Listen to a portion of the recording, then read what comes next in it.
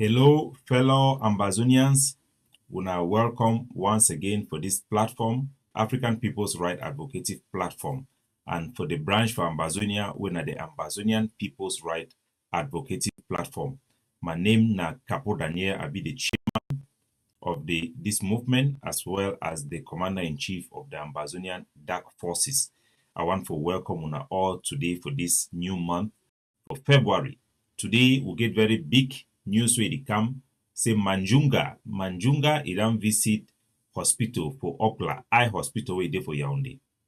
Una know who be Manjunga. Manjunga na nobody but the chief dictator and the chief terrorist where they for La Republique du Cameroon where they intimidate our people, they subjugate our people with all means necessary, no other person but Paul Biya.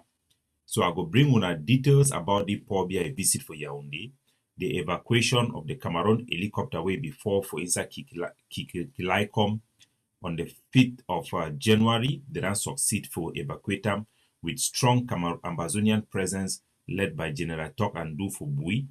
I will also bring una information about the fake information from Amber Newsline about where Chris Anu de Siduam.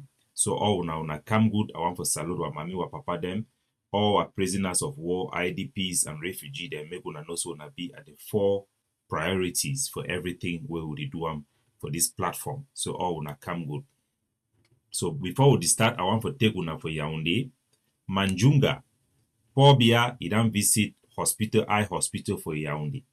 This one will be very important for our people then for see how we the waka is still day strong. The time he waka with Shanta Biya may stand far for it back. We believe say the reason why we decide to make this public appearance now because that Switzerland medical aeroplane where it used to come when it is sick, it be land for Yaoundé, and will be here say if we get a medical episode. So probably it come outside for can assure the diplomatic corps for Yaoundé say is still there alive, is still be in strength, and this one it get for help our people them. Where they always believe say the Paul Biya na man way it is sick, be in charge of that country. Me them know say it dey in charge of that country and he be responsible for whatever it happen for that country, and he be the person where would the whole say make it give freedom for our people them. So would not always be delusional because of the lack of information about this man, where either they give the people them the silent treatment for a very long time.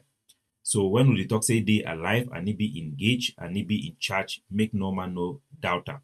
The impression where they the one for give for we for shift blame for ye, now for lie say na just a puppet dictator where France the control the remote control. No, now he be responsible for which will suffer today. And as they used to talk for Manjunga, give my money before you die. So he must fix the thing where it don't spoil him before it one go. And me also think about a legacy. Somebody will come for power with the hope say he will bring a new thing from Amadou Ahidjo. Say people they not go enter for bush. Today, we don't see how Makiza they enter for bush from Francophone their side. Today, we from Ambazonia would not enter for bush because of a repressive regime and what people they need for holy account. It be very important make the Paul Biya take responsibility. We don't see a divided Cameroon right from Canada. That way they be the negotiate. We'll see how they are delegate and fight amongst themselves. Because you get two camps for Cameroon where they fight this war. You get the one way it be led mainly by the Crusader for Peace, the faction for a presidency where they won the peace initiative. I'm not going to call some of their names there. And you get the faction where they won war, absolutely victory, where you get Ferdinand Gongo, you get Atangan Jipo. It is long. I'll put out their name. Majority of them, even Anglophones, where they do work for a regime where they want me this war it continue because now the war it don't give them relevance. But the Paul Biya, even though he get this two-face, now he be responsible and will go wholly responsible for all the killings and way it go on. He need to take the opportunity for the peace plan paper who they offer, the PPP, as the only chance for stop this war. Yes, if he believes say if the war as it is so it day in the favor, but at the long run, the Francophone they die, the image for his own legacy it will be ruined. No be man way he care about the legacy anyway, but he get all the incentive for take advantage and for show the type of mindset we show am during the Canadian talk, make it prevail. If e no do am, we believe say we'll get the right international pressure where the mount as we prepare for release this document, for bring pressure where the Cameroon government they no go fit stand am, so that our people then go be free and they go fit get the freedom where they deserve am in a just and acceptable manner.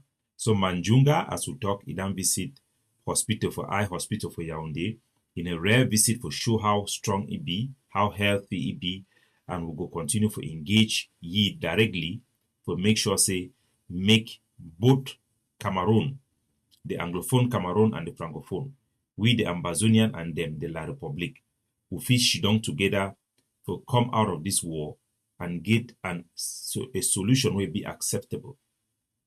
The PPP, the peace plan paper where it go come out for call for the devolution of Cameroon, it go enable say me the Cameroon for the time being make it stop the war, make you get one country where you go get two people them similar like United Kingdom where you get different nations within one country. We want one country, two people. And this one will be very important. Now a very big concession we would make them. And we do them for end the suffering of our people on both sides. We do them in the spirit of Pan-Africanism. This is the right thing to do. For be humble, no be a weakness, nice strength. And I appeal for all the segment of the Cameroon society for come together, the opposition party, the Francophones, Kawala, Edith Kawala, Agbobala, Muna, and all those big officials and the religious leaders for put their head together and seize this moment and use this document as the basis for we for negotiate and remove this battle from the war front onto the negotiation table. And this is a campaign we believe will succeed. So I go take una back for ground zero and for present una wetin dey happen for ground. But before I do so, I go want to present for una some of the vision we will get them for the peace plant initiative, the peace plan paper. For this peace plan paper, we don't come outside for talk for our people them about the future of Ambazonian fighters because we need for transit. Obviously, the fight it don't evolve. Majority of our groups them for diaspora, the political groups them, where they don't lead the struggle in terms of political engagement, they don't be too politicized and too partisan, where they don't lost the focus and the priority of the liberation struggle. The struggle it don't be plagued with corruption from my trip to Biya, infighting from the rejection by virtue of Siseko's declaration of independence, and the branding of each other as working for La Republique. At the end of the day, if you talk say all man to work for La Republique, then I would fight for Ambazonia. So we don't see how the fight either evolve. Things that come up for egg of seed, they don't become more radical and embrace war crimes as their main principle for work, and we don't reject all those things. But more importantly, now say the fighting for ground zero, it also evolve into cartel-like activity. There are some few camps that continue to show the example of how good fight is done, mainly the camp of Talk and Do, the camp of the Only Bro. These are the major camps that have stayed focused. For the most part, we have seen a decline in our activities, recruitment, and also emergence of new groups. Nevertheless, the war continues. We still have our capability. We are still strong, and we can still resist Cameroon for a very long period of time. But our population have gone through a lot of suffering and a lot of kidnapping due to cartel-like activities that some Amazonian groups have engaged themselves into. The status quo right now do not work in our favor, as I talked very clearly before. The proposition of Cameroon for use the so-called Lavaikin DDR system, where they use brothers for kill brothers and for bribe the diaspora leadership for abandon the struggle will not work. The resistance will still continue and our people will still suffer. So we have come up with this solution, and in our vision for the future of our soldiers, we know that some soldiers who are making millions of money from this struggle will, even if we have independence, they will continue to still fight to maintain their source of income until they have something that is greater. And there is no way you can pay those soldiers to compare to what they are receiving. Big numbers die with over 2 milliard, according to information that we have in his account and the treasury that he was running. So people who are receiving money like that, you don't expect them to do the right thing. Big Number was very understandable. He listened to me, but the money was too much for him. And I believe Ayabacho and some people in the ADF are also benefiting from the money that Big Number is collecting from Ground Zero and the mafia that is currently going on.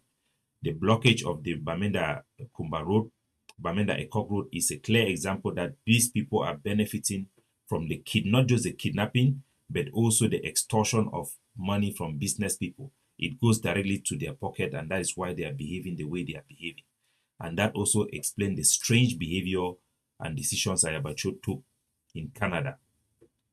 So they will never, this problem of insecurity will last for a long time. But we must, as a people, distinguish between the political agenda driven fighting and fighters who have evolved into cartels, who are working for money and for individuals.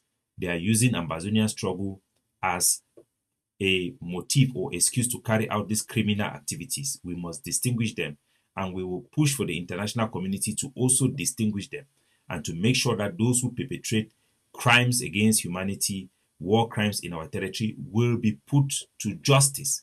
I guarantee you this will happen.